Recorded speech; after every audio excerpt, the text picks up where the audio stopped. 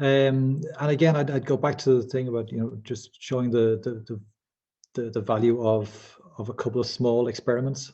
So you don't need to start big, but start to create a demand, where that's at some stage you're going to go, we don't have the resources for this. You'll now have to scale up or hire new ones than me. I think you need to, because I think if you go and you can't spend time trying to work on a budget. If we had, a visual designer and 3 UX designers and a researcher, we could do this. But it becomes very much, we could, but we're not sure. It's a more risky approach. I think and it can be frustrating because it means you're going to be putting a bit of effort in, as I say, in a compromised setup initially. But I think, and I think if you create the demand, so if you show what good looks like, and people start to go, oh yeah, that was pretty cool. Actually, it's actually improving. It's making me look good.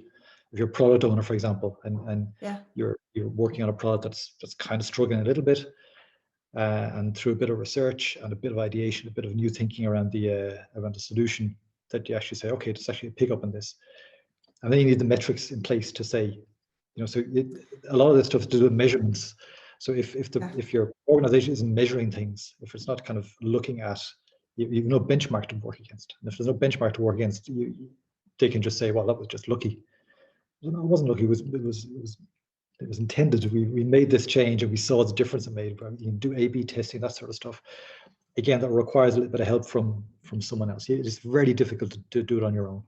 Yeah, and I think you're completely right with the metrics, actually, because I've seen that you go out and do an amazing job. Like I've seen teams do that as well and come back with like great results that could improve the product so much, and then it's just like, nah, okay, and then you don't have any saying in it. So it's just like, okay, then we maybe implement it if the UX designers are lucky, but you don't have the spotlight on you saying that, okay, we actually did something great here. So I think you're so right with the metrics. It's so important to be able to have something to compare to and compare over time as well, so you can see how much value actually comes from doing this type of work.